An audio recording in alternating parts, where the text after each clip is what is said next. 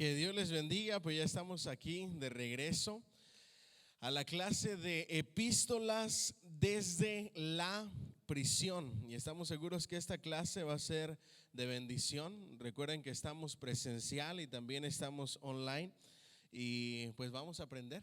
Vamos a aprender más de la palabra de Dios y vamos a ir ahí. Ya hemos orado, pasamos un tiempecito de oración antes de arrancar con el video live. Y a aquellos que tienen libro, les voy a pedir que lo abran en la página 38. ¿Okay? Página 38.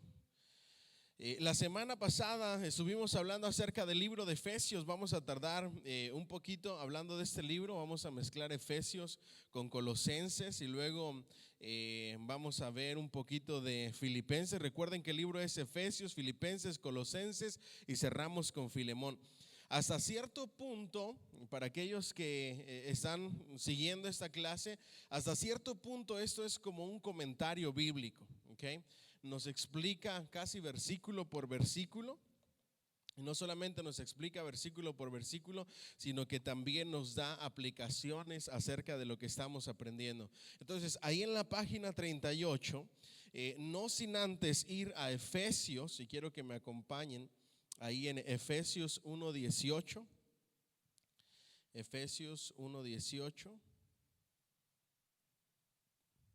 Y nada más me siguen con su vista cuando lo tengan.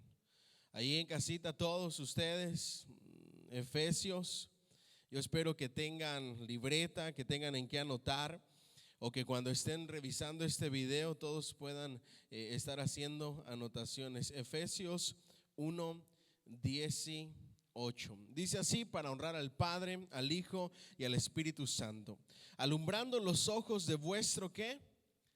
Entendimiento, para que sepáis cuál es la esperanza a que Él os ha llamado y cuáles son las riquezas de la gloria de su herencia en los santos.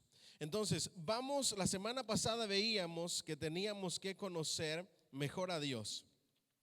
Estamos en el subtítulo de que tenemos que discernir el propósito de Dios, y parte de eso es conocer mejor a Dios. De eso hablábamos la semana pasada, cómo conocer mejor a Dios. Hoy nos vamos a enfocar en la página 38, inciso B, de que necesitamos conocer la esperanza a la que Dios nos ha llamado. En el primer párrafo dice: Pablo quiere que nos aferremos a la esperanza que Dios nos da. Esperanza en este contexto no es un deseo o un sueño incierto. Aquí viene lo importante. ¿Qué entendemos nosotros por esperanza?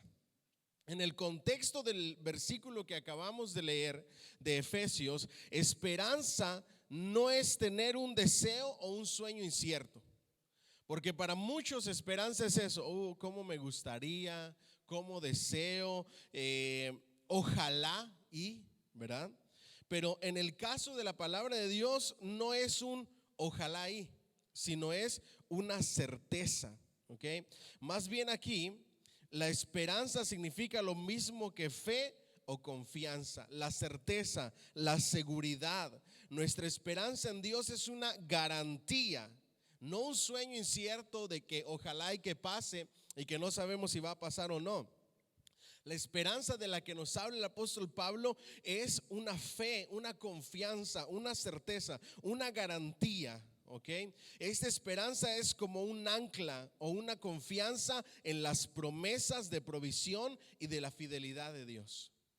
Entonces, la esperanza de la que el apóstol Pablo habla aquí es una esperanza que es como una ancla. Por eso es que decimos que estamos anclados a sus promesas.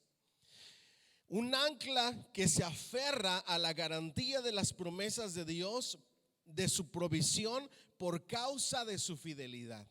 Ahora, si yo preguntara hoy a cuántos de nosotros Dios nos ha fallado, ¿quiénes diríamos? A mí me ha fallado. No, jamás. Dios no nos ha fallado. Nosotros puede que nos equivoquemos y que le fallemos a Él, pero Dios nunca nos falla a nosotros. Entonces, por eso es que nosotros confiamos en la fidelidad de Dios. Primera de Corintios 2, 9 y 10 dice: antes bien, como está escrito, cosas que ojo no vio, ni oído oyó, ni ha subido en corazón de hombre, son las que Dios ha preparado para los que le aman. El apóstol Pablo aquí nos está enseñando que necesitamos al Espíritu Santo para que abra los ojos de nuestro corazón de tal manera que comencemos a ver el maravilloso futuro que es nuestro en Cristo Jesús. Ese futuro, de eso habla el apóstol Pablo. Ahora, es bien interesante cuando interpretamos el versículo de Primera de Corintios 2, 9 y 10, cuando dice que cosas que ojo no vio, ni oído oyó, ni ha subido a corazón del hombre, son las que Dios tiene preparadas para los que le aman.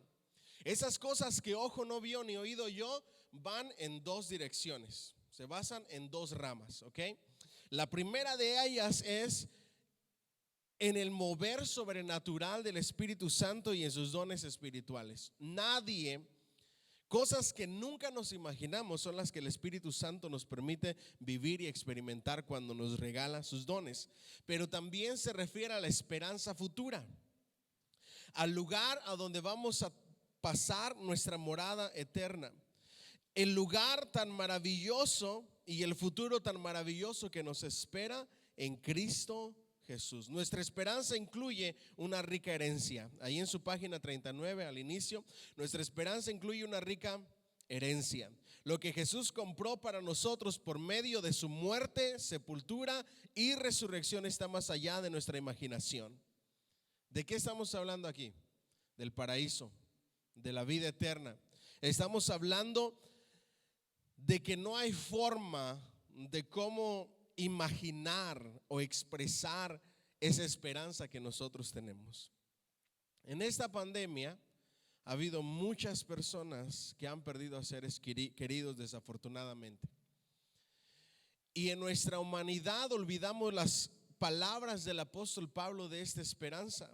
Él nos dice que con la muerte, sepultura y resurrección de nuestro Señor Jesucristo compró y fue a preparar un lugar para que donde Él está, nosotros también estemos. Y no hay formas de expresar ese lugar celestial. Cuando nosotros vemos y estudiamos el Apocalipsis, la Escritura nos enseña y trata de describir ese lugar, pero es tan hermoso que no existen las palabras suficientes para poder expresar cómo es ese lugar. Ahí donde no habrá más llanto, donde no habrá más dolor, donde no habrá más tristeza, donde no habrá más sufrimiento, donde todo terminará y disfrutaremos de esa esperanza futura garantizada por nuestro Señor Jesucristo para aquellos que le aman. ¿Cuánto le pueden dar un fuerte aplauso al Señor? Amén. Y los que están por ahí, pues también escriban unas palmitas, ¿verdad?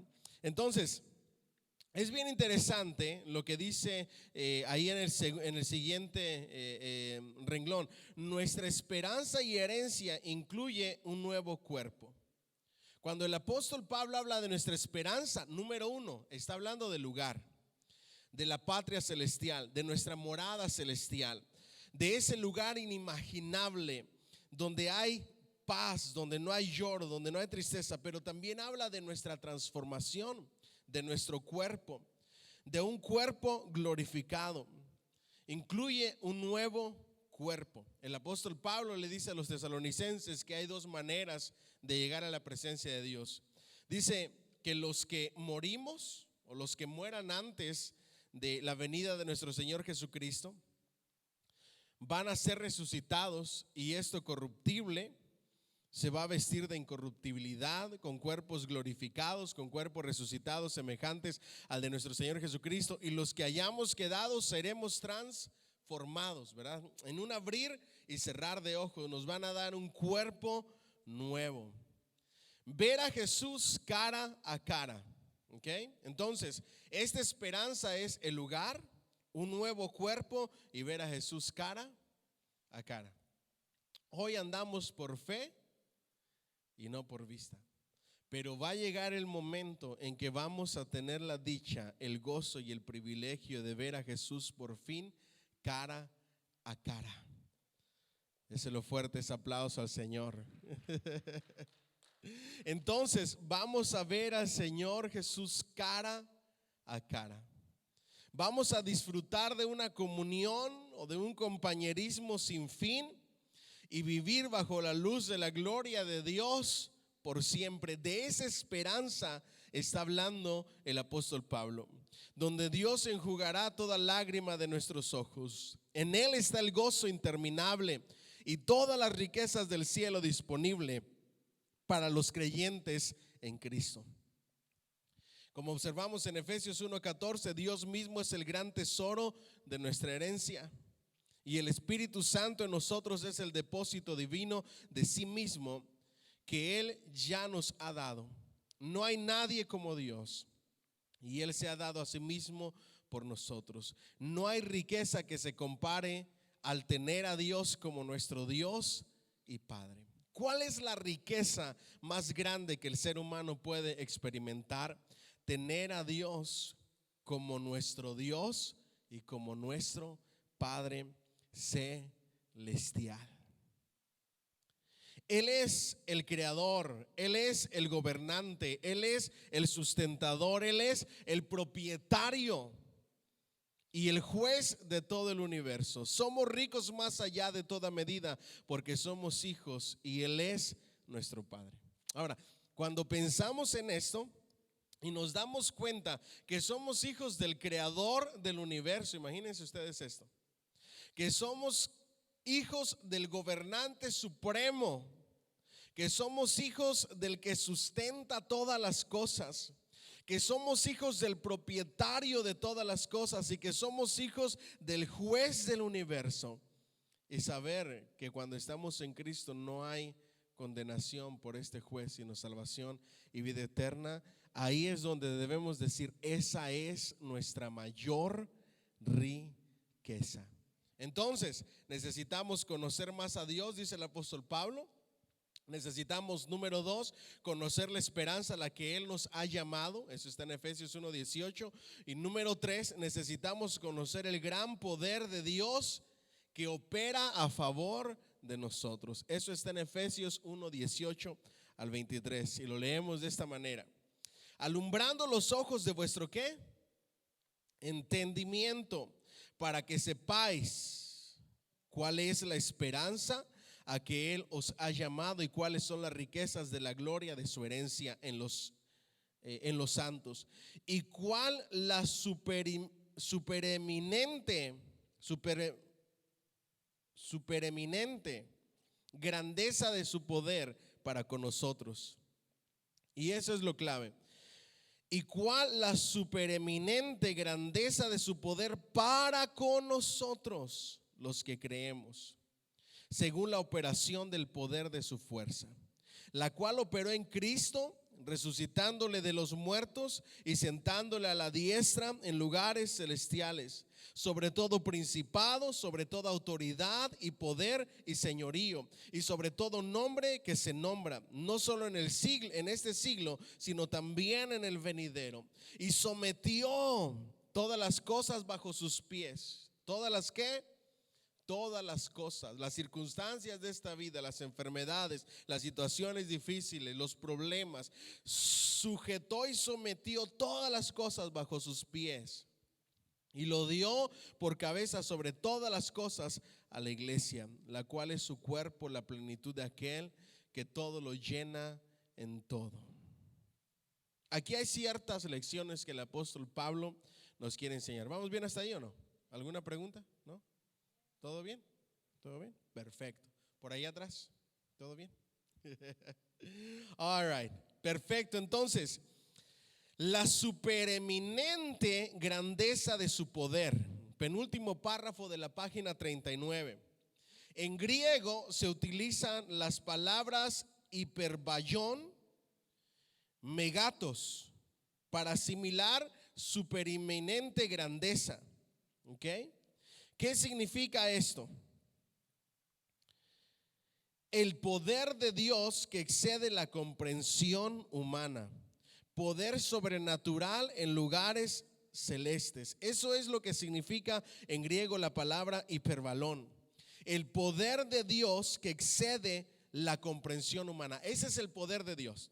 Cuando nosotros hablamos del poder de Dios y le preguntamos a alguien en la calle, ¿qué entiendes tú por el poder de Dios? Cualquier respuesta de cualquier persona se queda corta. El poder de Dios, con esta palabra griega, lo que significa hiperbalón o hiperballón, es el poder de Dios que excede la comprensión humana. No podemos comprender, no podemos expresar a plenitud la grandeza del poder de Dios, el poder sobrenatural de nuestro Dios. Por eso es que siempre dice la Escritura que hay imposible para Dios. No hay absolutamente nada en esta tierra que vaya fuera de su poder. También el poder de Dios que está a nuestro favor es de supereminente grandeza. Ahora, aquí el apóstol Pablo nos está enseñando dos cosas, ¿ok? Presten mucha atención a esto. Número uno, nos está diciendo, el poder de Dios es un poder que sobrepasa todo entendimiento humano y que excede la comprensión humana. Pero ese poder que no podemos explicar o comprender por su grandeza, Él lo ha dado a sus hijos a través de Cristo. Él lo ha dado a su iglesia a través de Cristo. Vamos a la página 40, por favor. Aquí vamos a ver las palabras griegas que Pablo usa para describir el poder de Dios en sus escritos, ¿ok? Hiperbalón, megatos, ir más allá de la grandeza, que es la palabra griega que se utiliza en lo que acabamos de leer. También utiliza en ocasiones la palabra griega dunamis. Eso es el poder dinámico y explosivo como la dinamita. El poder dunamis es lo que nosotros experimentamos cuando manifestamos los dones espirituales, los dones de poder, los dones dunamis, por decirlo de esta manera, el poder dinámico, explosivo, sobrenatural como la dinamita. También energía, que se utiliza para la energía en operación, ¿ok?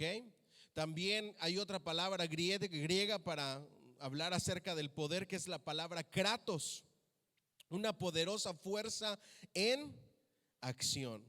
Y también ischus, el poder de un brazo fuerte disponible cuando se necesita. Yo no sé cuál es la que les gustó más a ustedes, pero a mí la que más me llama la atención es ischus, el poder de un brazo fuerte. Imagínense esto, disponible cuando se necesita. En el primer párrafo, para ayudarnos a comprender el poder de Dios, Pablo emplea una comparación. Él dice que el gran poder de Dios para nosotros, disponible para nosotros, es como el poderío de la fuerza del poder que Dios utilizó cuando levantó a Jesús de entre los muertos y lo exaltó a la diestra del Dios el Padre, sentándolo en tronos, en el trono en las regiones celestiales. Y aquí es algo bien importante que como iglesia tenemos que entender. Este poder del que habla el apóstol Pablo ha sido entregado y ha sido dado para nosotros, la iglesia. Y nos está diciendo el mismo poder que resucitó a nuestro Señor Jesucristo de entre los muertos, el mismo poder que hizo que Él se sentara a la diestra de Dios el Padre, el mismo poder que lo exaltó a la diestra del Padre en las regiones celestiales, es el mismo poder extraordinario y sobrenatural que opera en los hijos de Dios en la iglesia. ¿Cuánto le dan un fuerte aplauso al Señor? Es el mismo poder. Es el mismo poder que nosotros tenemos hoy en día. Lo único que nos hace falta como iglesia es echar mano de Él y creer que realmente ese poder está con nosotros y opera en nosotros. En el penúltimo párrafo, casi al final de la página 40, Pablo sabía mucho acerca del poder. Antes de convertirse en seguidor de Cristo, él recibió poder del Sanedrín para encarcelar y hasta matar a los cristianos. Si alguien conocía acerca del poder o acerca de poder, era el apóstol Pablo. Pablo era una persona poderosa tanto en cuanto a influencia y ya después de convertido, el poder del Espíritu Santo. Él tenía el poder en sus manos, recibido por el Sanedrín. Ustedes saben quién es el Sanedrín, para encarcelar y hasta matar a los cristianos. Y de camino a Damasco, Pablo tuvo un encuentro con el poder de Jesús, quien le habló desde los cielos. Este poder postró al terco Pablo sobre sus rodillas y lo cegó mientras brillaba con más resplandor que el sol del mediodía, ese resplandor que lo dejó ciego. Ahí una vez más Pablo conoció más acerca del poder, no solamente el poder terrenal, la influencia, el poderío, sino que ahora experimentó el poder de Dios a través de ese resplandor que lo dejó ciego, que lo hizo caer de rodillas ante la gloria y la majestad de nuestro Señor Jesucristo. Ese mismo poder le dio a Ananías el valor para orar por el apóstol Pablo. Recuerden que Ananías, cuando recibió la palabra de Dios, la voz del Espíritu Santo que le hablaba y le dijo: vas a orar por el apóstol Pablo. Él dijo: Señor, pero si es una persona perseguidora, tiene cartas para matarnos, ¿qué tal si no está convertido de verdad? Y ahí entra una faceta en la vida del cristiano, que son las dudas, las interrogantes, el preguntarle a Dios: pero ¿será que sí lo estás haciendo bien? ¿No será que te estás equivocando? ¿No será que hay que esperar un poco más? Y comenzamos a cuestionar a Dios como si Él estuviera equivocado en lo que está haciendo. Ahora, para poder enfrentar cualquier situación a la que nosotros le temamos, ya sea enfermedades, problemas, situaciones difíciles o sufrimientos, Él nos llena de poder. ¿Alguien dice amén? Él nos llena de poder. Entonces, este poder también se posó sobre Ananías y le dio valor para orar por Pablo, el sanguinario Pablo. Y ese poder de Jesús sanó los ojos ciegos de Pablo. No solamente Pablo experimentó el poder en la manifestación gloriosa camino a Damasco, con ese resplandor que lo dejó ciego y escuchar la voz de nuestro Señor Jesucristo, sino que también experimentó el poder sanador de Dios, de nuestro Señor Jesús, cuando le devolvió la vista. ¿Okay? Si alguien conocía acerca del poder, era el apóstol Pablo. Después de ahí, transformó su duro corazón. Miren cómo Pablo conocía el poder de Dios en todas las áreas. Conocía que Él tenía el poder para cambiar, para transformar, el poder para hablarnos, el poder para guiarnos y dirigirnos, el poder para darnos sanidad y devolvernos la vista, el poder para cambiar un corazón duro, perseguidor de cristianos, para matarlos y convertirlo en un corazón de carne que siguiera y sirviera a Cristo. El poder de Dios no tiene limitaciones de ningún aspecto. Tiene el poder para cambiar, para transformar, para hablar, para guiar, para sanar, para cambiar los corazones y para transformar las vidas. De ese poder está hablando el apóstol Pablo, un poder disponible para la iglesia hoy en día. Predicando al Cristo que una vez él persiguiera, Pablo vio el poder del evangelio cuando cambiaba la vida de cientos de personas. Él vio el poder de Dios sanar a los enfermos, abrir los ojos de los ciegos, curar cojos, resucitar muertos, echar fuera demonios y vencer la oposición demoníaca de Elimas y sacudir en el fuego una serpiente venenosa. Como apóstol, Pablo experimentó el poder del Sanedrín y de los líderes locales judíos cuando en 5 oportunidades diferentes lo flagelaron con 40 latigazos menos uno. Él experimentó todo el poder de Dios, sanidad para los enfermos. Hoy Dios todavía sigue sanando. ¿Alguien dice amén o escribe amén? Él experimentó el poder de Dios, cambiando y transformando vidas. Todavía sigue teniendo ese mismo poder. Él abrió los ojos de los ciegos y hoy tiene ese mismo poder para abrir los ojos de los ciegos físicamente y darles sanidad, pero también de los ciegos espirituales. Él conoció y todavía está disponible el poder para curar a los cojos, para resucitar a los muertos, para echar fuera demonios y vencer oposiciones demoníacas que nos atribulan. Pero también por otro lado experimentó el poder del cuidado y de la protección de Dios. ¿Alguien dice amén? Miren cómo está hablando el apóstol Pablo y lo que nos está enseñando. Él dice: yo quiero que ustedes conozcan el poder que cambia y que transforma vidas, el poder que hace milagros y obra maravillas, pero también el poder protector. El poder que te ayuda en medio de los sufrimientos, en medio del dolor, en medio del desconsuelo, en medio del desamparo. Ahí está el poder de Dios para ayudarte, para guiarte, para abrazarte, para renovar tus fuerzas cada día.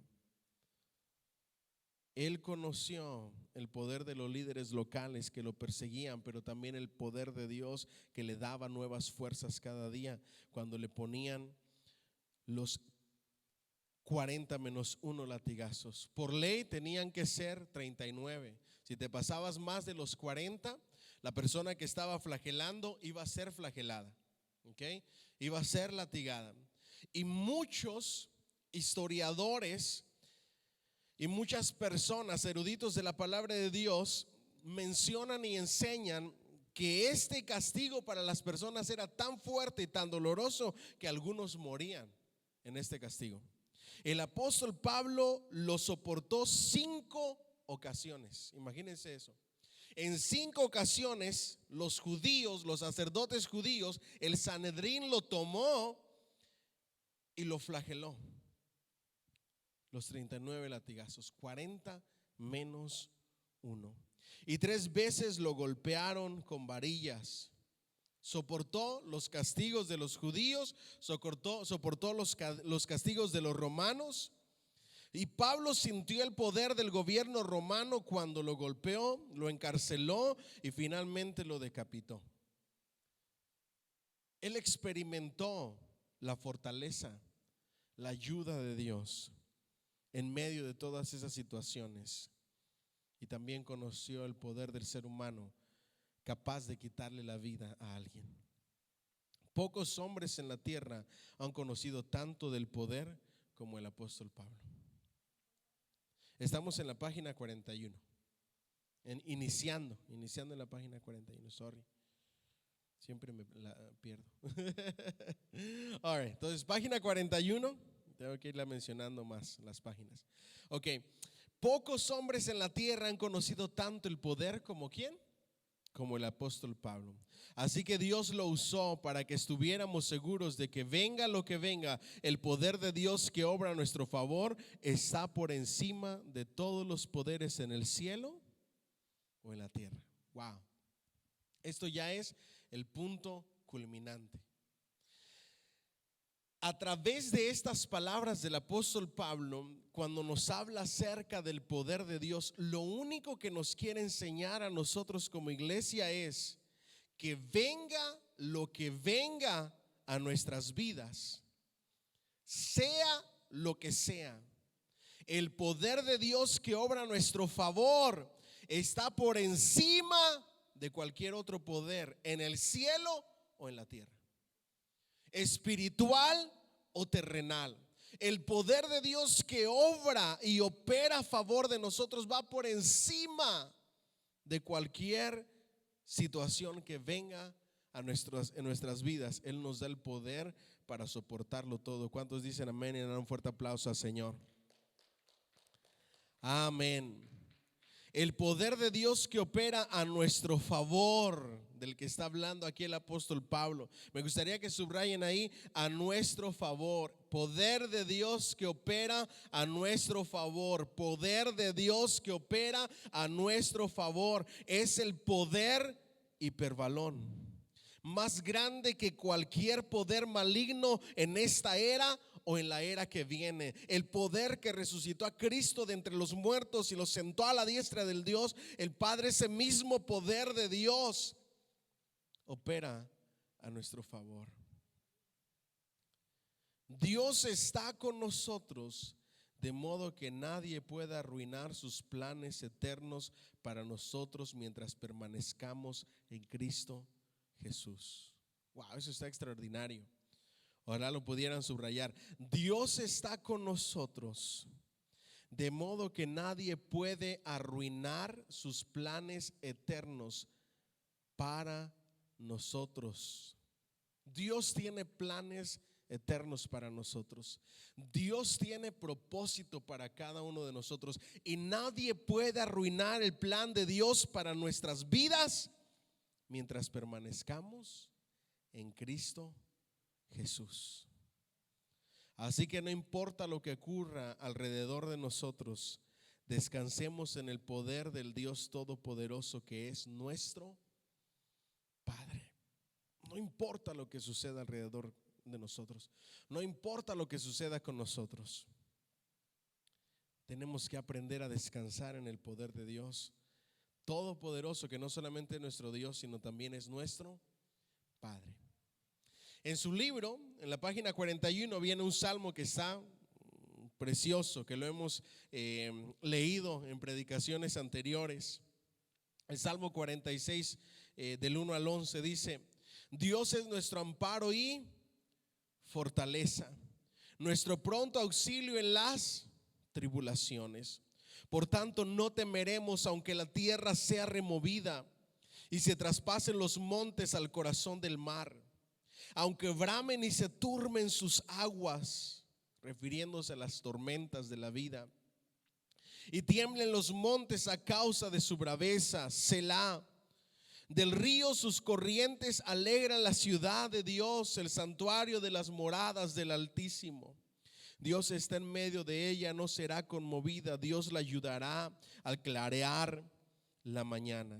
Ojalá puedan subrayar eso. Dios nos ayudará al clarear la mañana. La oscuridad no durará para siempre. Las tinieblas del dolor y del sufrimiento no durarán para siempre. Dios nos ayudará al clarear la mañana.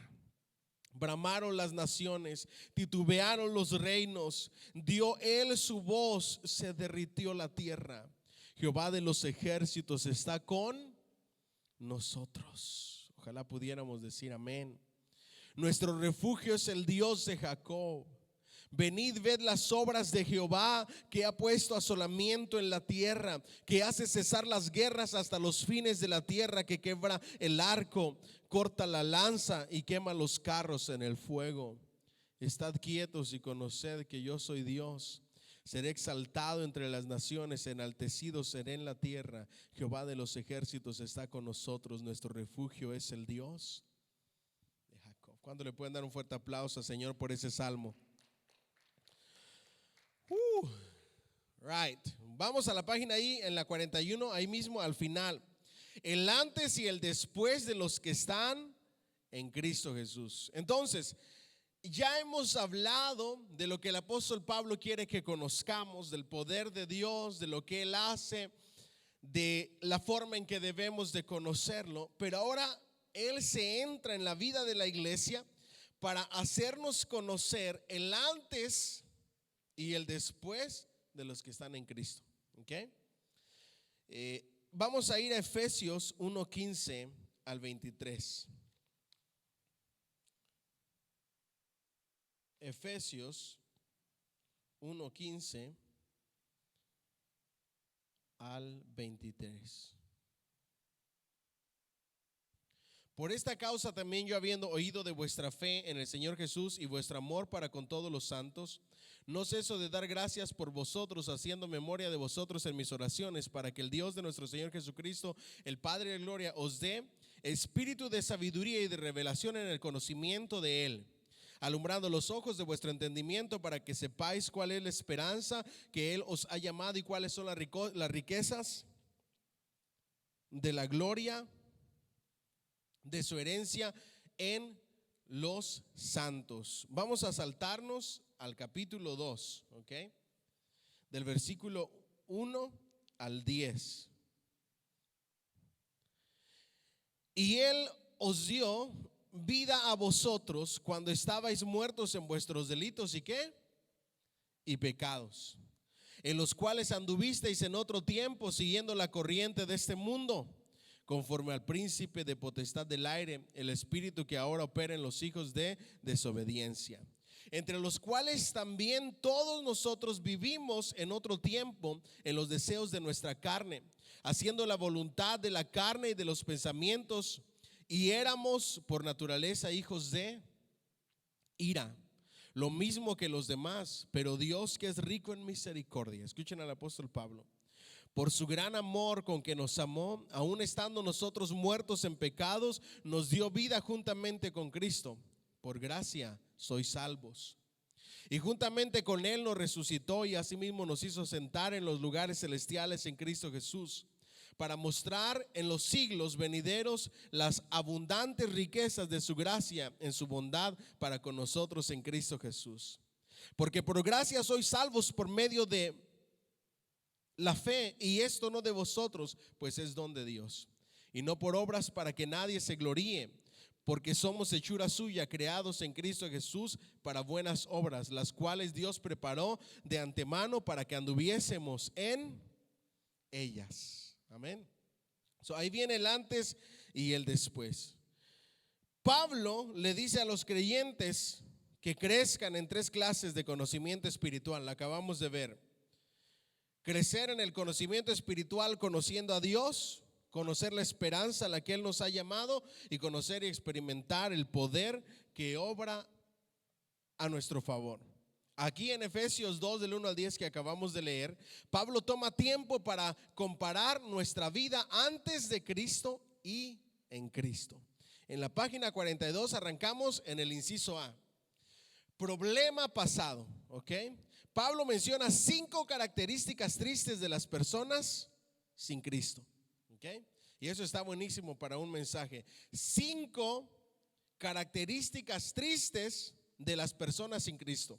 Primero, Pablo nos va a enseñar 5 cosas de la condición del ser humano cuando no tiene a Cristo en su corazón, y cuando Cristo no gobierna la vida de la persona, hablando de cuando no éramos creyentes, ¿ok?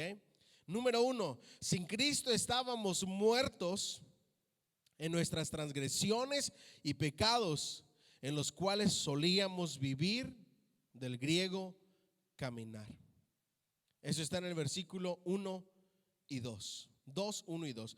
Y Él os dio vida a vosotros cuando estabais muertos en vuestros delitos y pecados, en los cuales anduvisteis. Ahí se utiliza una palabra griega que significa caminasteis. ¿Okay? La palabra muertos significa espiritualmente ¿qué? Muertos, separados de Dios, quien es la fuente de la vida espiritual. Recordemos en Génesis 2:17 que nuestro Señor Dios Todopoderoso le dice a Adán y a Eva: no coman de este árbol, porque de cierto les digo que el día en que ustedes coman, ciertamente ¿qué? Morirán. No físicamente, pero sí espiritualmente. Sería una muerte espiritual en su relación con Dios. Esa muerte se trasladó a toda la raza humana. Y tal como Dios les advirtió a Adán y a Eva, el día que pecaron fueron desterrados del huerto del Edén, y esa relación entre Dios y el hombre se rompió, separándolos de la presencia de Dios, y de esa misma manera nosotros quedamos separados de la presencia de Dios. Así que el pecado los llevó a una muerte espiritual, a una separación de Dios. Pablo hace eco de esta verdad cuando escribe a los romanos en Romanos 6:23, porque la paga del pecado es muerte. La palabra griega que se utiliza aquí para hablar acerca de esta muerte espiritual significa separación de la presencia de Dios, la ruptura de la relación con Dios. ¿Okay? Recordemos también la parábola del hijo pródigo.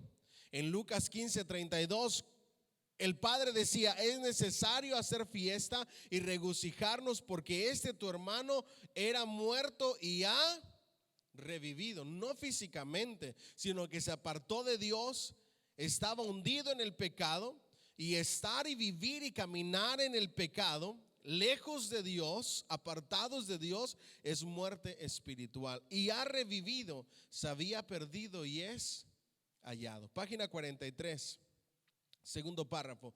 Las escrituras dicen que una persona que vive en los placeres del pecado está muerta aunque esté viva. Eso está en primera de Timoteo 5:6. ¿Ok?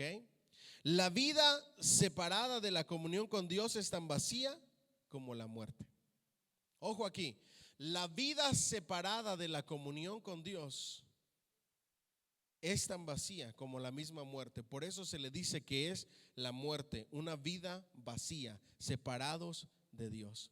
El libro de Apocalipsis habla de un tiempo en que Dios levantará a los muertos, los juzgará por sus pecados y los sentenciará a la eternidad en el lago de fuego. Esta separación de Dios final y solitaria es llamada la muerte ¿qué? Segunda, ¿ok? La muerte segunda. Por lo tanto, en la escritura, muerte se refiere a la separación de Dios durante los años en la tierra, y la muerte segunda es la separación de Dios después de la tierra y eternamente. Hay dos muertes, ¿verdad que sí? Espirituales. La primera muerte, separación de Dios en la tierra, la ruptura con la comunión con Dios, una vida sin Cristo. Ahí nosotros podemos volver a vivir cuando venimos a los pies de Cristo. Él nos da vida, ¿ok?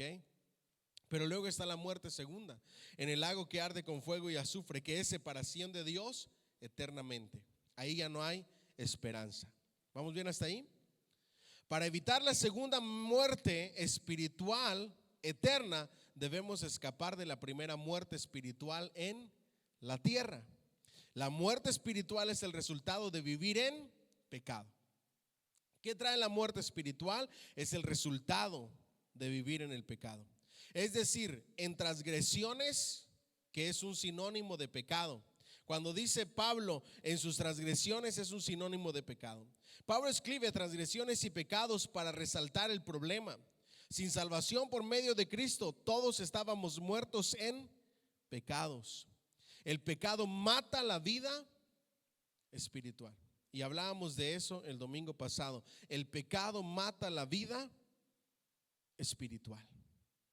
Cuando nuestra vida espiritual no está en fuego, no está en llamas, cuando el Espíritu Santo no está ardiendo en nuestro interior, cuando el Espíritu Santo no fluye y corre como ríos de agua viva que saltan para arriba, cuando no hay ese deseo y esa pasión por Cristo, cuando nos estamos enfriando, cuando nos estamos apagando, lo primero que tenemos que preguntarnos es si hay pecado en nuestra vida.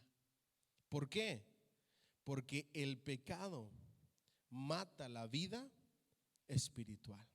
El pecado es el acto ilícito de desobedecer a Dios y de rebelarse en contra de su gobierno sobre nuestras vidas. Desobedecer a Dios es lo mismo que rebelarse en contra de su gobierno. Ojo aquí, cuando nosotros le entregamos nuestra vida a Cristo Jesús, le recibimos y le entregamos nuestra vida para que fuera nuestro ¿qué? Nuestro Señor, es decir, nuestro gobernante y nuestro Salvador. Si Él es nuestro Señor, quiere decir que Él nos gobierna. El desobedecer su gobierno es lo mismo que rebeldía.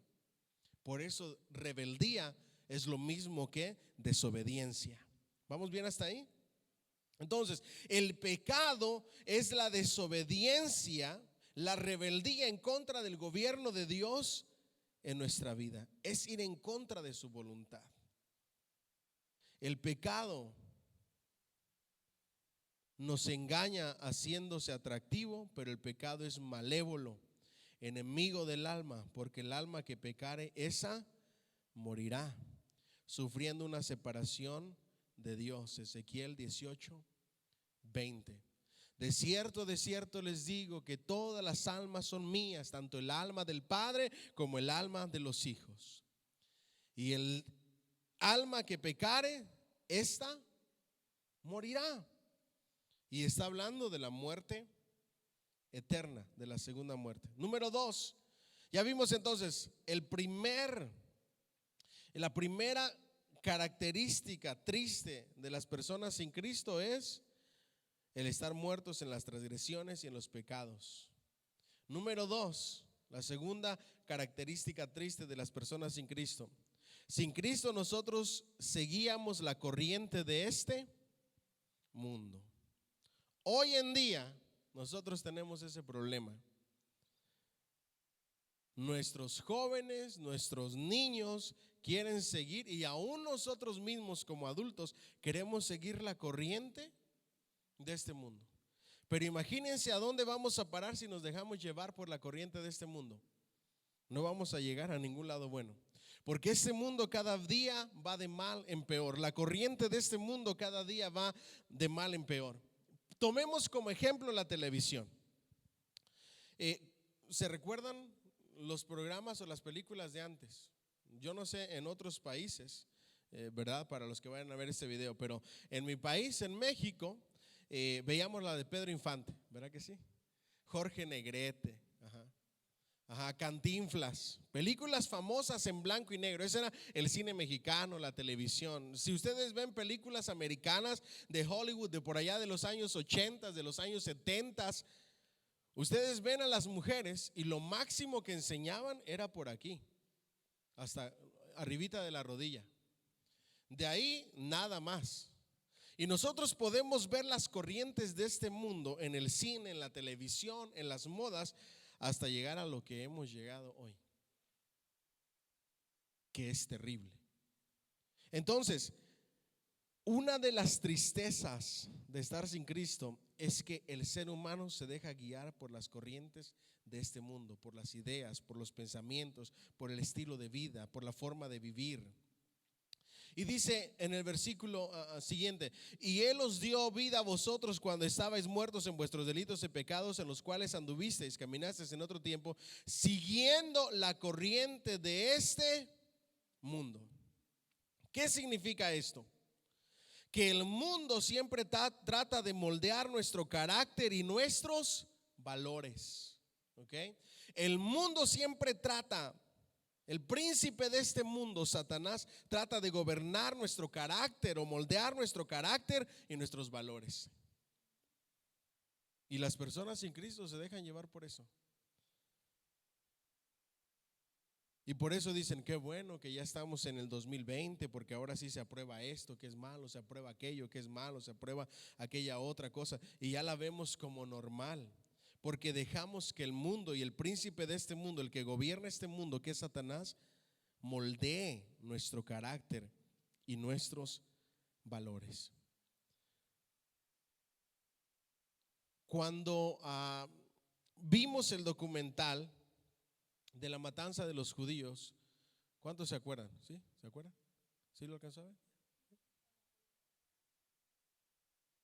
Ok, ok, bueno, en la matanza de los judíos, la forma en que le lavaron el cerebro a Alemania fue a través de películas, a través de periódicos, a través de revistas. Es la mejor forma, a través de noticias, a través de media hoy en día, es la mejor forma de moldear el carácter, los valores, los pensamientos de las personas. Cada uno tiene una opinión hoy en día.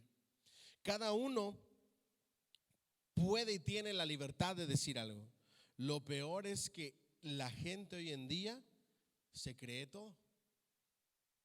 Mi niña estaba viendo un video, ¿verdad que sí? Y se lo mandó a mi señora y me lo mandó a mí. Y el video decía que se debía de alegrar un papá cuando tenía un hijo rebelde y rezongón. Que porque un hijo rebelde y rezongón se iba a defender en la sociedad, en el mundo. Imagínense ustedes.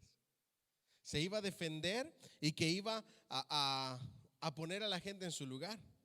Y nos lo mandó para que nosotros le hiciéramos caso al del video. Para sentirse que ella puede ser rebelde y rezongona. Pero no es eso lo que sucede. Por lo regular, estadísticamente, los hijos rebeldes y rezongones son los que terminan peor en la vida. ¿Sí ven? Entonces, no podemos dejar que las opiniones de esta sociedad dirijan nuestra vida. El mundo trata de moldear o moldea el carácter y los valores. Las escrituras, en la página 43, nos aconsejan que no sigamos la corriente de este mundo, sino que vivamos como extranjeros en la tierra. Y esto es importantísimo para la iglesia. No sigan las corrientes de este mundo. Estamos en esta tierra como peregrinos y extranjeros, y como extranjeros que hacen la diferencia, que no se adaptan a este siglo, al estilo de vida de este mundo que desobedece y ofende a Dios. Dice Primera de Pedro 2:11. Así es como debemos de vivir. Pablo nos recuerda que nuestro tiempo en la tierra es corto. ¿Cómo nuestro tiempo en la tierra? Corto. Comparado con la eternidad, comparado con la vida eterna, con la eternidad, los años que vamos a pasar aquí en esta tierra es poquito, es nada. Lo que compremos no lo vamos a conservar, no nos lo vamos a llevar a la tumba. Y los placeres del pecado en la tierra no durarán, son temporales, dice Hebreos 11:25. Así que los sabios usan las cosas de la tierra, pero no abusan de ellas, dice Primera de Corintios 7:30 al 31, el apóstol Pablo hablando. Usamos las cosas, pero no abusamos de ellas, y nos apartamos de aquellas cosas que ofenden a Dios. Sin embargo, sin Cristo carecemos de sabiduría. Ahí está el problema. Sin Cristo no tenemos la sabiduría de discernir entre lo que es correcto y entre lo que no es correcto, lo que agrada u ofende a Dios, y fortaleza para resistir las tentaciones. Sin Cristo no hay fortaleza para resistir las tentaciones impías del mundo. Aquellos que están sin Cristo son esclavos de la influencia del mundo, siguen a la multitud y aman lo que el mundo les dice que amen. Como Esaú, viven para el presente y pasan por alto el futuro, pasan por alto la eternidad. Miren este pasaje de Primera de Juan 2:15 al 17. No améis ¿a qué? Al mundo, ni las cosas que están en el mundo. Si alguno ama al mundo, el amor del Padre no está en él. Ahora, el apóstol aquí está hablando no de las cosas que sí se pueden amar en este mundo, sino amar las cosas que ama el mundo, pero que ofenden a Dios. Porque todo lo que hay en el mundo que ofende a Dios, y aquí lo explica, los deseos de la carne, los deseos de ¿qué? De los ojos, y la vanagloria de la vida no provienen del Padre, sino del mundo. El mundo pasa, es temporal. Y sus deseos y el pecado, la satisfacción, los placeres pasan, son temporales, nada comparados a la eternidad. Pero el que hace la voluntad de Dios permanece para siempre por la vida eterna. ¿Cuánto le dan un fuerte aplauso al Señor, por favor? Permanece para siempre. ¿Ok? Entonces, la segunda tristeza de las personas sin Cristo es seguir las corrientes de este mundo. Tristeza número 3. Sin Cristo vivimos bajo la influencia de Satanás, el príncipe de la potestad del aire. Otra de las peores tristezas es vivir bajo la influencia continua de Satanás en esta vida, el príncipe de la potestad del aire. Dice en el versículo 2 en adelante: en los cuales anduvisteis en otro tiempo siguiendo las corrientes de este mundo, conforme al príncipe de la potestad del aire, el espíritu que ahora opera en los hijos de desobediencia. Wow, eso está extraordinario lo que enseña el apóstol Pablo, la palabra de Dios. Las personas que están sin Cristo, que viven sin Cristo, viven bajo la influencia de Satanás, y del príncipe de la potestad del aire. Detrás del sistema del mundo está el Dios de este mundo, Satanás, que ha enceguecido la visión espiritual de los que no tienen a Cristo. Eso se encuentra en 2 Corintios 4, 3 al 4. Pablo dice que el diablo atrapa a aquellos que están sin Cristo, como los cazadores atrapan un animal. El diablo los toma cautivos a voluntad de él. Eso está en 2 Timoteo 2:26. Cuando dice que el diablo, que el príncipe de este mundo, que el Dios de este mundo toma a los que no están con Cristo como cautivos a voluntad de él, en el contexto está diciendo que así como un cazador atrapa a un animal, así el diablo tiene cautivos y atrapados a las personas sin Cristo. Eso es extraordinario. Pablo enseña esto en 2 Timoteo 2:26. Cuando alguien se pregunta, o cuando nos preguntamos por qué el mundo está como está, ¿cuál es la respuesta? Por el príncipe de este mundo, el Dios de este mundo que lo gobierna. ¿Vamos bien hasta aquí? Página 44. Vi en una ilustración que me pareció bien interesante. A lo mejor algunos leyeron el libro, y espero que sí. Dice: los cerdos se encuentran, habla acerca de que un visitante observó una manada de cerdos que seguían a un hombre camino al matadero. ¿Okay? El visitante sabía que el edificio que se encontraba más adelante era un lugar donde sacrificaban a los cerdos, pero no podía entender por qué los cerdos estaban siguiendo al hombre. Así que le preguntó. La respuesta es sencilla, dijo el hombre, que guiaba a los cerdos hacia su muerte. Entonces le mostró al visitante una pequeña bolsa con frijoles. ¿Okay? Y añadió: yo solo les lanzo unos cuantos frijoles sobre el camino mientras avanzo. Eso es lo que hace el enemigo. ¿Okay? Los cerdos se concentran en el sabor de los frijoles. Esto está interesante. No le prestan la más mínima atención al que los lanza, ni hacia dónde se dirigen. Eso está tremendo, ¿ok? Se enfocan solamente en el sabor de los frijoles. De igual manera, el diablo guía a las multitudes a la destrucción, dándoles pequeños placeres del mundo en el camino. Como les dijo Santiago a los que viven en pecado: habéis engordado vuestros corazones en día de matanza. Es la misma imagen. La gente sin Cristo se enfoca tanto en los placeres, en ese puñado de frijoles, solamente disfrutan del sabor, pero no saben qué camino llevan, no saben a qué destino se dirigen, no piensan en lo que está delante, porque están atrapados por los placeres de este mundo. Esa es la tercera tristeza. La cuarta tristeza de los que viven sin Cristo es que sin Cristo éramos guiados por los deseos pecaminosos de la carne. Pablo dice así: también todos nosotros vivíamos en otro tiempo en los deseos de nuestra carne, haciendo la voluntad de la carne y de los pensamientos. La carne lleva a las personas por caminos impíos. Pablo describe los actos malignos de la carne en el versículo 19. Y manifiestas son las obras de la carne, en Gálatas 5:19, que son adulterio, fornicación, inmundicia, lascivia, idolatría, hechicería, enemistades, pleitos, celos, iras, contiendas, disensiones, herejías, envidias, homicidios, borracheras, orgías y cosas semejantes a estas, acerca de las cuales os amonesto, como ya os lo he dicho antes, que los que practican tales cosas no heredarán el reino de Dios. Eso lo vimos el domingo pasado, ¿verdad? Entonces, muchos de los deseos de la carne son buenos.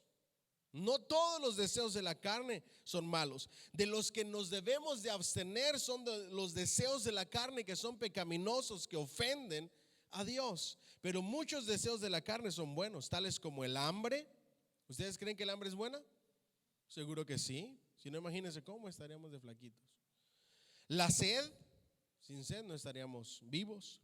El deseo de alimentos, de refugio, el deseo de descanso, el deseo del sexo.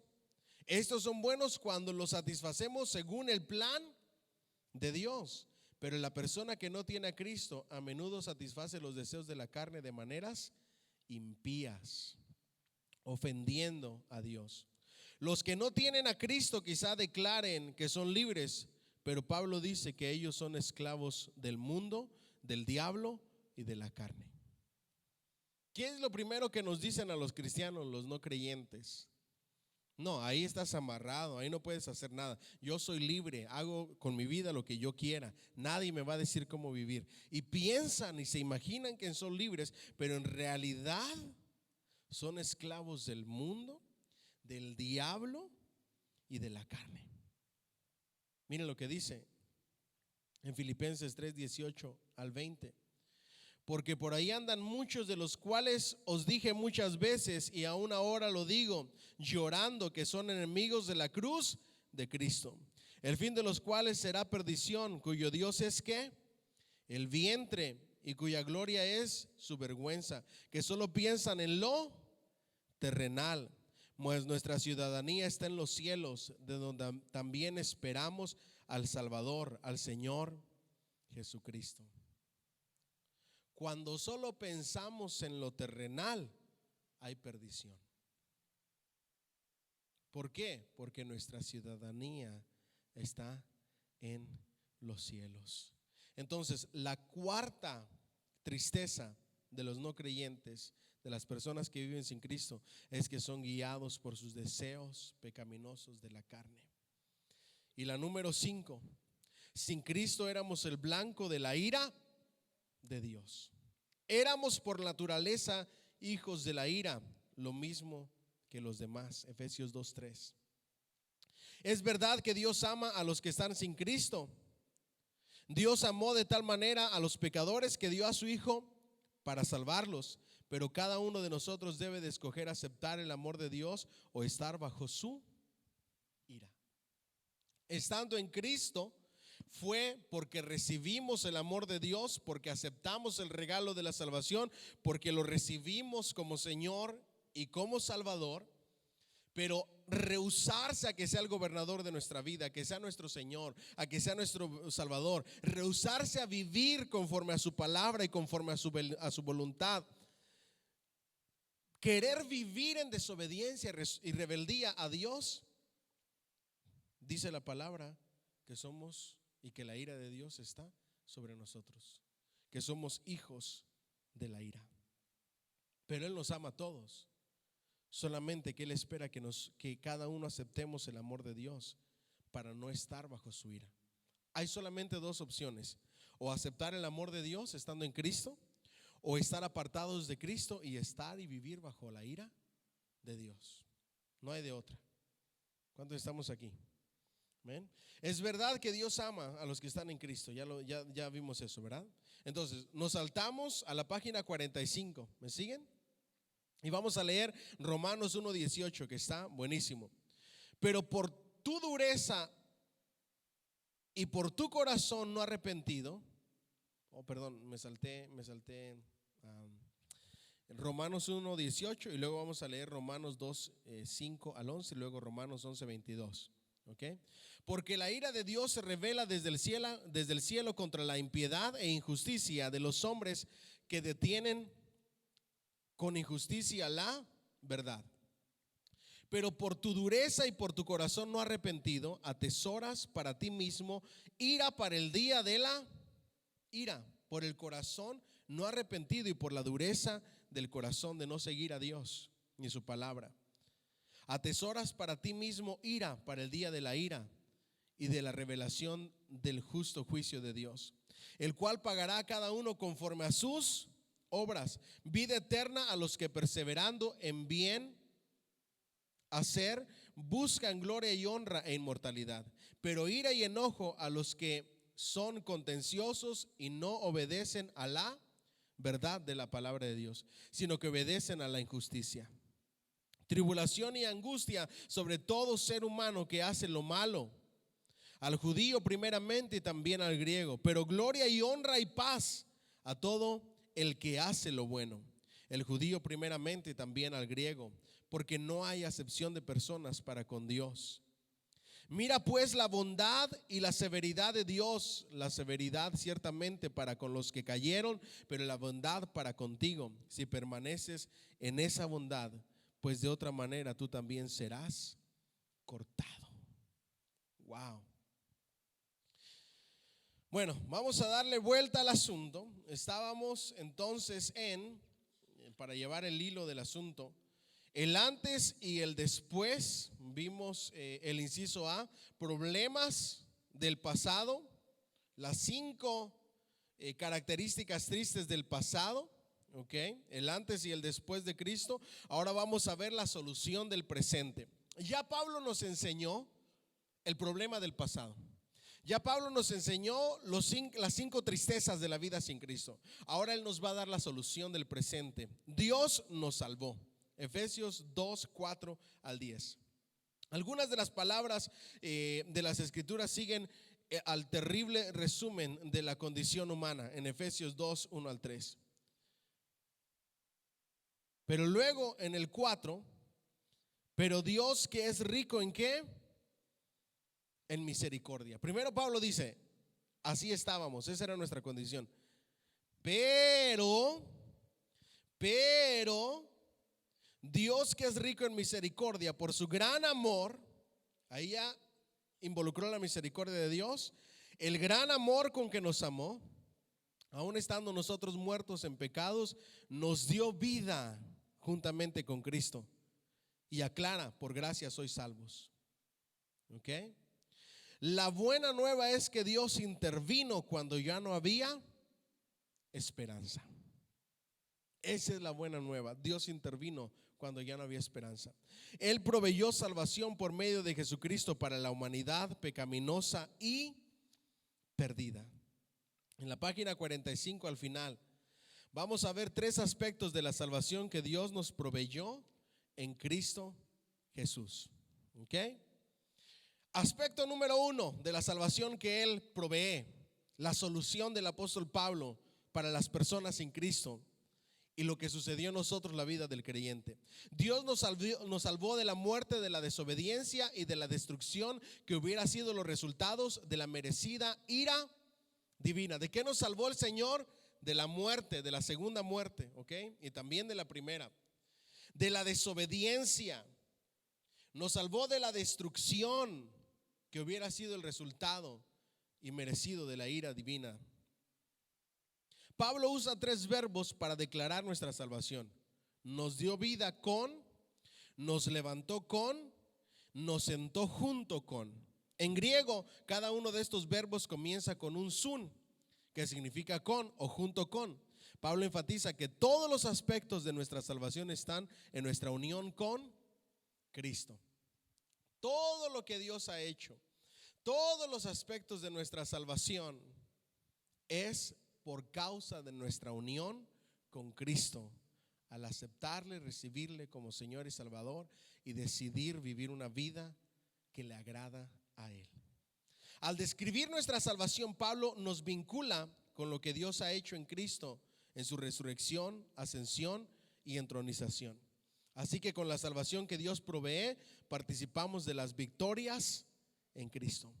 ¿Cuáles son esas victorias? Están en Efesios 2:5 y 2:6. Exaltación de Cristo, resurrección. Verbo en griego, sunesopoisen. Ahí ustedes lo tienen en su libro, ¿ok? Página 46.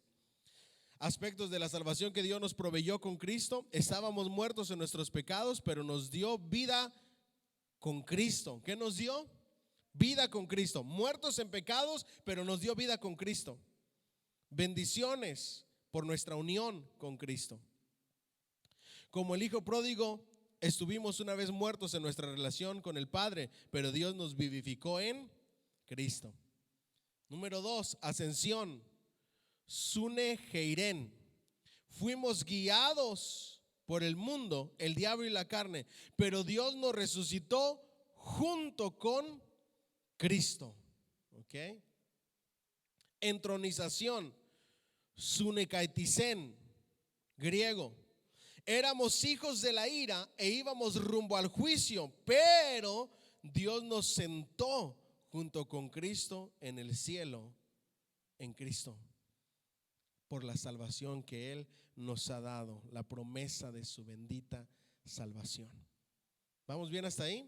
Entonces, Dios nos salvó de la muerte, de la desobediencia, de la destrucción. Número 2, Dios nos salvó por medio de su amor, misericordia y gracia, no por medio de nuestras buenas obras. Ahí está dando la solución el apóstol Pablo. ¿Ok?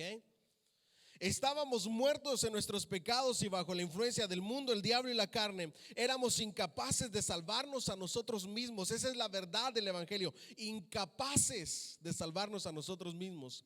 Pero aún así Dios nos amó. El amor de Dios.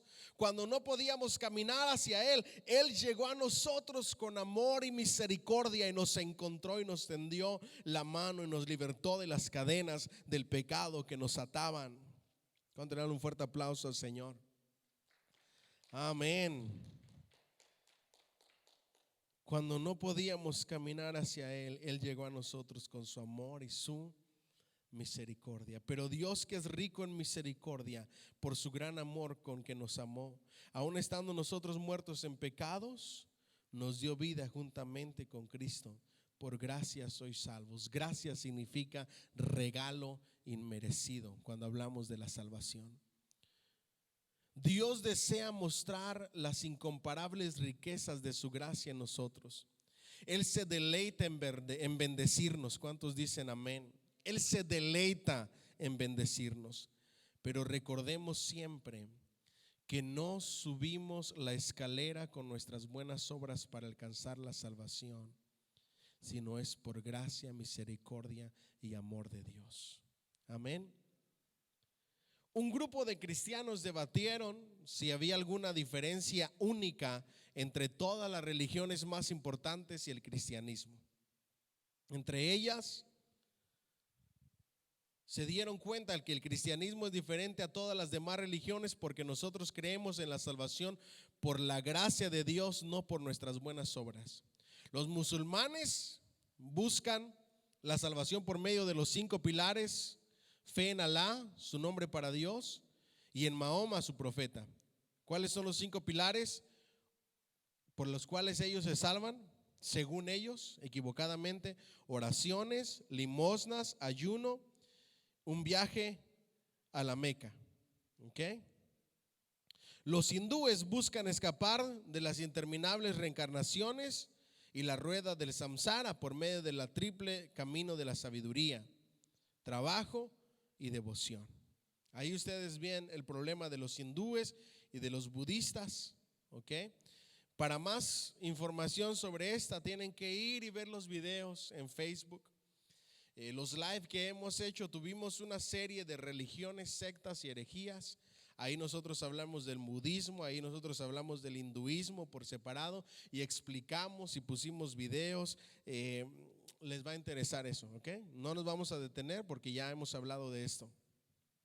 Pero los verdaderos seguidores de Jesús no esperan ser salvados ni por sus buenas obras, ni por obedecer todas las reglas, ni por sufrir en el purgatorio después de la muerte. Nosotros creemos que la salvación es el regalo de Dios, el cual recibimos por gracia mediante la fe en Jesucristo. Esa es la salvación, ese es el verdadero evangelio. Recibimos nuestra salvación por gracia mediante la fe ¿en quién? En Jesucristo, quien murió para borrar nuestros pecados, darnos vida espiritual y librarnos del castigo y del poder del pecado. La salvación es por gracia, por medio de la fe, no por obras. Y eso es desde el principio hasta el fin. ¿Vamos bien hasta ahí? Solución número 3. Dios nos salvó para hacer buenas obras. Miren cómo el apóstol Pablo nos da en orden todo lo que la vida del cristiano tiene que ser. Dios nos salvó para hacer buenas obras, porque somos hechura suya, creados en Cristo Jesús para buenas obras, las cuales Dios preparó de antemano para que anduviésemos o caminásemos en ellas. Efesios 2:10. Al principio dice que el no creyente camina en este mundo, en el sistema de este mundo, pero Dios diseñó las buenas obras para que anduviéramos y caminásemos en ellas. No somos salvos por obras, sino para las obras, que eso es algo muy diferente. Somos salvos por la gracia, para el servicio a Dios. Pablo declara que somos hechura de Dios, su obra de gracia. Él nos creó por una razón. En Cristo tenemos un propósito y potencial. Dios nos creó a su imagen para hacer buenas obras en este mundo. ¿Para qué nos salvó? Para hacer buenas obras. Las buenas obras son las consecuencias lógicas de un verdadero cristiano, de una fe verdadera. Ejemplos de buenas obras que Dios nos ha llamado a hacer son vivir una vida santa para que podamos brillar como estrellas en un mundo oscuro. Eso está en Efesios 5:8 al 14. No somos salvos para obras, pero nuestras buenas obras son el fruto que brota de la raíz de la gracia que nos trae salvación. Como Santiago decía, la fe sin obras es muerta. Una fe, eso está en Santiago 2:26, una vida recta y buenas obras son la prueba de vida en Cristo. Así que ponga su fe en obra y permita que todos a su alrededor vean su fe en acción, porque esta es una de las principales razones por las cuales Dios lo creó a usted y me creó a mí. Él nos proporciona el privilegio de ayudar a alcanzar a los que aún están muertos en sus pecados. Nuestra vida piadosa ayudará a atraer a muchos a Cristo. Estamos en la página 48. ¿Vamos bien hasta ahí? Entonces, la salvación es por gracia. Pablo y Santiago no se contradicen, solamente que escriben a grupos de personas diferentes. Por un lado, Pablo le escribe en los Efesios a un grupo de creyentes que querían hacer de su libertad cristiana un libertinaje y de hacer de la gracia un libertinaje. Entonces, es viceversa. Pablo escribe a personas que pensaban que las obras salvaban y que a través del esfuerzo humano la persona iba a poder recibir la salvación por guardar la ley y cumplir las reglas establecidas. Por otro lado, Santiago escribe a personas que querían hacer de su libertad un libertinaje y que querían hacer de su fe mera gracia, pero sin obras. Entonces, Pablo les dice, la salvación es por gracia, no por obras, y los corrige. Mientras que Santiago les dice, la salvación es por gracia, la salvación es por fe, pero no vengas a decirme que eres salvo si no me muestras tus obras. ¿Me siguen hasta aquí? Las obras nos salvan, pero no hay forma de conocer que alguien es salvo sino a través de lo que dijo Jesús. Jesús dijo y enseñó, por sus frutos los conoceréis. Es exactamente lo que Santiago dice. Muéstrame tu fe a causa de tus buenas obras, porque la fe sin obras es muerta, no existe, no es real. Entonces, ¿qué sucede? Santiago dice, si no hay obras, quiere decir que no hay fe. Y luego Pablo dice, no pienses que el exceso de obras te van a dar la salvación. Entonces tenemos que encontrar un balance. ¿Ok? Ahora, el apóstol Pablo también nos enseña ahí, página 49, el antes y el después de los que están en Cristo. ¿Ok? Ya vimos la solución, vimos el problema, ahora vamos a ver el antes y el después. 3 facetas de lo que sucedió con nuestra salvación: incluidos, unidos y hechos iguales. Vamos a ver si logramos terminar estas 3 cosas. De igual manera, vamos a tratar. ¿Okay? Incluidos. Los gentiles que estaban separados de Dios son incluidos en Cristo. El pensamiento clave aquí es alejados. Pablo menciona 4 maneras en que los gentiles estaban separados antes de Cristo. Primero, nunca fue el plan de Dios bendecir solamente a los judíos. Por el contrario, Dios escogió a Abraham y a sus hijos con el propósito de que fueran luz para los gentiles, para todas las naciones de la tierra. Desde el principio, Dios amó a todas las personas, pero los judíos fracasaron en compartir las buenas nuevas acerca del Dios viviente a los gentiles. ¿Ok? Más bien se volvieron orgullosos con su justicia propia y se sintieron superiores a causa de los privilegios que Dios les había concedido como pueblo o nación escogida. Los judíos menospreciaban a los gentiles, los menospreciaron y se referían a ellos como perros, aun cuando no era eso el plan de Dios. Entonces la nación judía se rebeló contra Dios y perdió la luz que Dios les había dado para que la compartieran a otras naciones. La desobediencia de los judíos dejó a los gentiles en tinieblas, sin revelación de los profetas ni las buenas nuevas del Mesías. Sin embargo, en raras ocasiones Dios enviaba un profeta como Jonás con la luz para una nación gentil. Entonces, incluidos. Primero Pablo nos enseña y dice, estaban separados, estaban excluidos. ¿Dónde? Efesios 2, 11 al 13.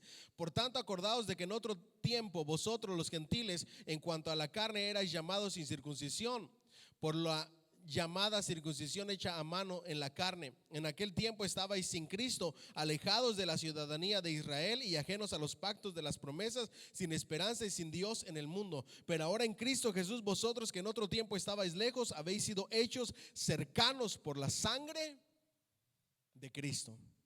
Aun cuando el plan inicial de Dios era llevar la salvación a la humanidad y que de la descendencia de Abraham fueran benditas todas las naciones de la tierra, el pueblo en la nación que él escogió fracasó hasta cierto punto.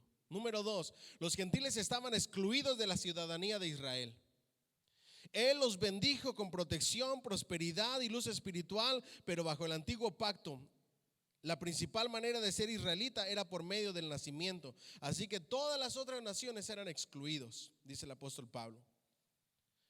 Bajo el antiguo pacto, muy pocos extranjeros, tales como Tamar, Rahab, Ruth y Betsabé, se convirtieron en ciudadanos de Israel.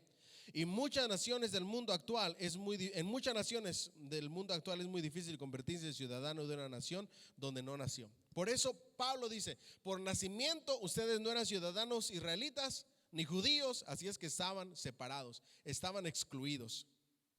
Tercero, los gentiles eran extranjeros a los pactos de la promesa.